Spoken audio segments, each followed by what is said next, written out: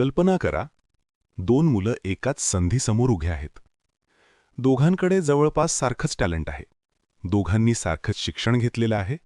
पण एक तयार आहे, स्वच्छ, आत्मविश्वासपूर्ण, सुसज्ज. त्याच्या उभं राहण्यात स्थैर्य आहे, त्याच्या चेहऱ्यावर स्पष्टता आहे. आणि दुसरा थोडा निष्काळजी, थोडा गोंधळलेला, थोडा चालेल ॲटिट्यूडमध्ये. निवड कोणाची होईल? तुम्हीच सांगा. लोक म्हणतील, अरे त्याचं लक जोरावर आहे. पण खरं काय आहे माहीत आहे? तो तयार होता. कारण कपडे म्हणजे फक्त शरीर झाकणं नाही, ते तुमच्या तयारीचं बाह्य रूप आहे, तुमच्या आत्मविश्वासाचं दृश्य स्वरूप आहे, तुमच्या सेल्फ रिस्पेक्टचं जाहीर वक्तव्य आहे. तयारीचं रूप जितकं स्पष्ट, तितकी संधी जवळ येते.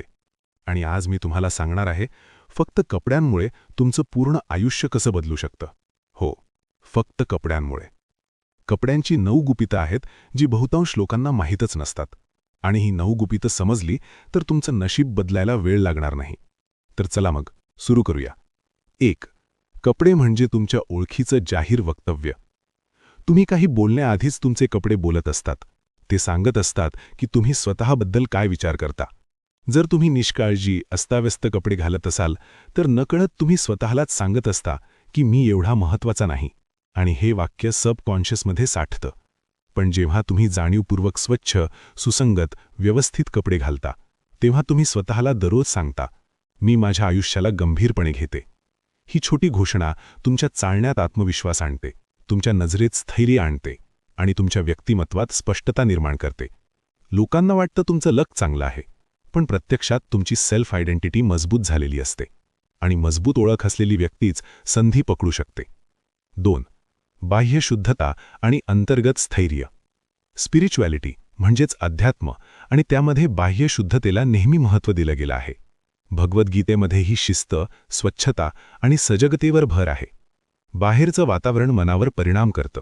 जर तुम्ही रोज अस्ताव्यस्त दिसत असाल तर तुमचं मनही तसंच होतं, थोडं गोंधळलेलं, थोडं अस्थिर.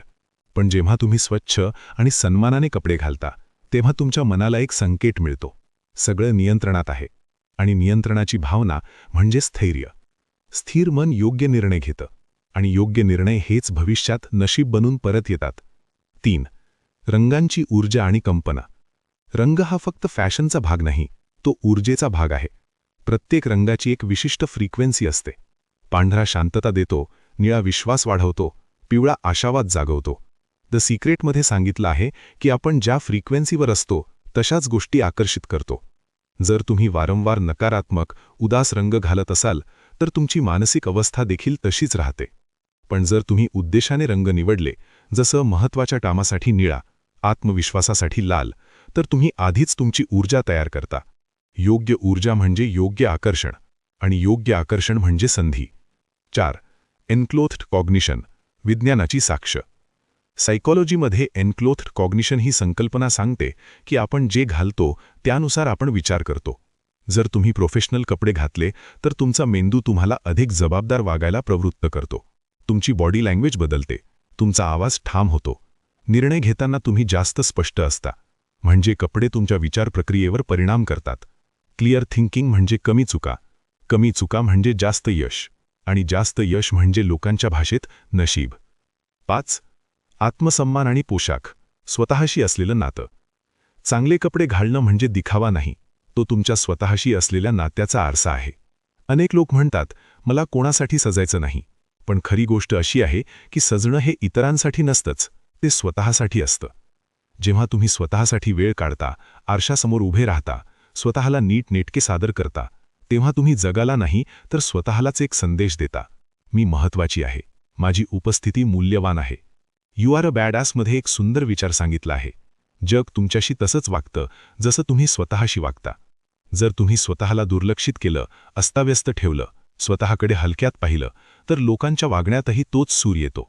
पण ज्या क्षणी तुम्ही स्वतःला सन्मानाने सादर करता, तुमचा चालण्याचा ढंग बदलतो, नजर ठाम होते, आवाजात स्थिरता येते. लोक तुम्हाला वेगळ्या नजरेने पाहायला लागतात, कारण तुम्ही स्वतःला वेगळ्या नजरेने पाहायला सुरुवात केलेली असते. आत्मसन्मान हा आतून सुरू होतो, पण तो बाहेरूनही दिसतो.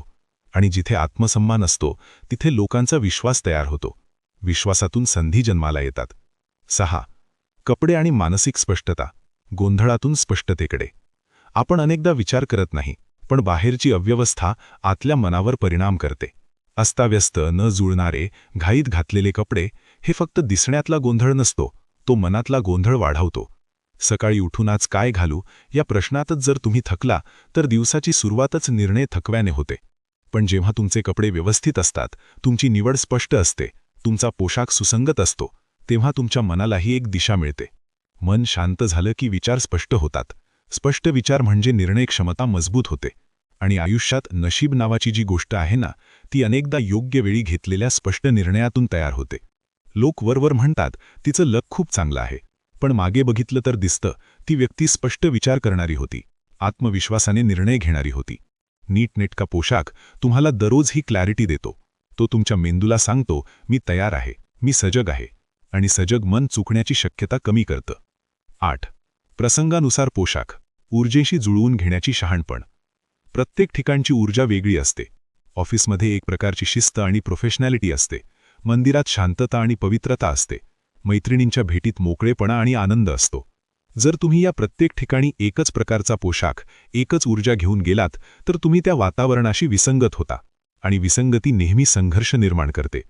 पण जेव्हा तुम्ही प्रसंगानुसार कपडे निवडता तेव्हा तुम्ही त्या वातावरणाशी सुसंगत होता. सुसंगती म्हणजे स्वीकार. लोकांना तुमच्याशी जोडणं सोपं होतं. उदाहरणार्थ, इंटरव्ह्यूला गेल्यावर तुमचा पोशाख जर गंभीर आणि सुसंस्कृत असेल तर समोरच्या व्यक्तीच्या मनात आधीच एक सकारात्मक छाप तयार होते. तुम्ही काही बोलण्याआधीच तुमचं व्यक्तिमत्व अर्ध काम करून ठेवतं. जीवनात फ्लो महत्त्वाचा असतो. जिथे कमी विरोध आणि जास्त स्वीकार असतो. आणि जिथे फ्लो असतो तिथे संधी अडखळत नाहीत, त्या सहज येतात. योग्य पोशाख म्हणजे त्या फ्लोला आमंत्रण देणं. 9. शिस्त म्हणजे नशिबाचा खरा पाया. लोकांना वाटतं नशीब अचानक बदलतं, पण खरं नशीब हे रोजच्या शिस्तीतून तयार होतं.